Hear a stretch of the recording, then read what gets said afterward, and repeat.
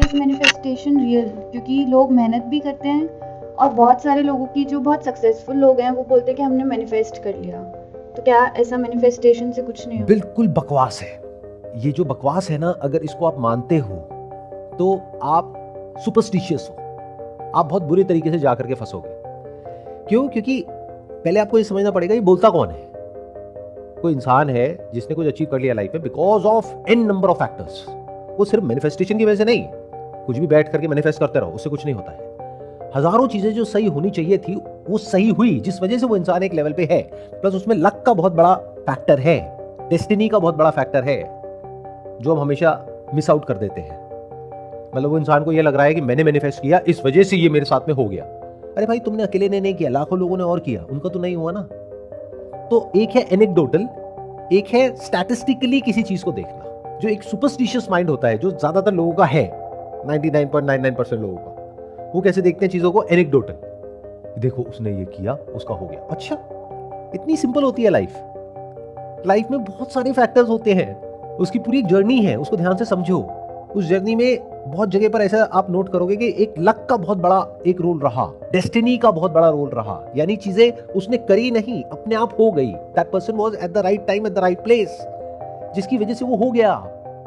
कोई और था, उसके साथ में नहीं हुआ। और वो इंसान क्रेडिट ले जा रहा है अपनी मैनिफेस्टेशन पावर्स को, जो बिल्कुल बकवास है। जैसे अब आप लोग यहां पर बैठे हो, एक तरीका आपके पास में ये है कि मैंने इतने साल से मैनिफेस्ट किया था कि एक दिन मैं आऊँगा या आऊँगी और आकर के यहाँ पर बैठूंगी और फिर अपना ये सेशन लाइव देखूंगी और देखो आज ये हो गया।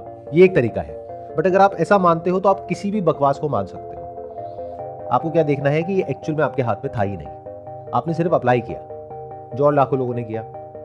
फिर हमारी टीम, जिनके अपने प्रेफरेंसेस हैं, अपने बायसेस हैं, उसके अकॉर्डिंग उन्होंने इतने सारे लोगों में से रैंडमली कुछ लोगों को कॉल किया और उसमें से कुछ लोगों को यहाँ बुला लिया। It's like in pin safety pin, और आप यहाँ पर बैठे हो और आप कह रहे हो मैनिफेस्टेशन। ये जो बकवास है इसको मानना बिल्कुल बंद कर दो। अब ये सुनने में आपको थोड़ा अजीब लगेगा, क्यों? क्योंकि इसको मानना ना बहुत ही कन्वीनियंट है हम सबके लिए और बहुत आसान है। किसी बच्चे को भी जा करके समझा दो, जो भी तुम्हें चाहिए उसके बारे में सोचते रहो बैठे बैठे। इससे क्या आपकी लाइफ अच्छी होती है, बुरी होती है? कभी सोचा है? क्या सोचोगे आप? वही ना जो सबको चाहिए, नेम, फेम, मनी, और इसके अलावा क्या सोच लोगे बताओ? तो you are always thinking about the outcome, not about the work that needs to be done. और आउटकम भी उसी लेवल तक सोच पाओगे जहां तक आपकी सोच जा रही है, उसके ऊपर नहीं सोच सकते। और आउटकम आपके हाथ में होता ही नहीं है। Outcome is an effect, it's not a cause. Outcome is an effect of work done in the right manner, right fashion. अगर कोई काम अच्छे से होगा, सही डायरेक्शन में होगा, सही तरीके से होगा, तो आउटकम तो आना ही है।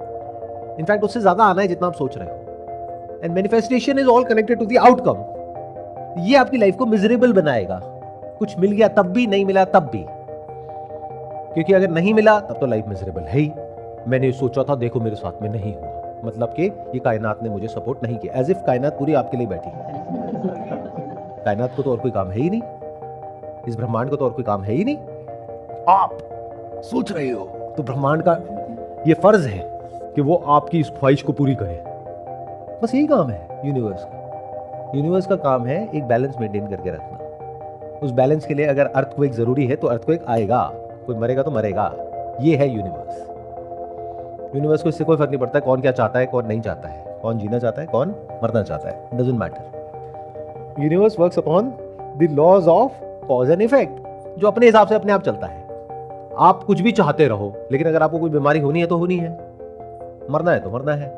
ये इस यूनिवर्स की सच्चाई है।